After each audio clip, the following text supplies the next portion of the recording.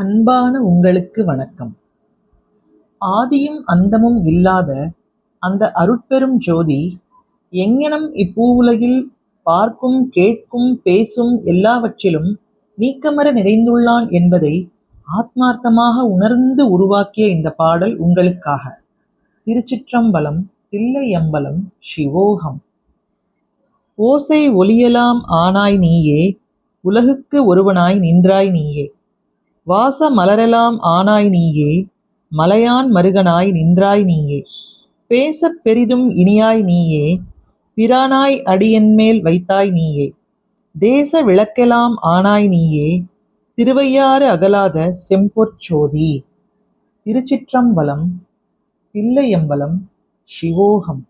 ஓம் நம சிவாய.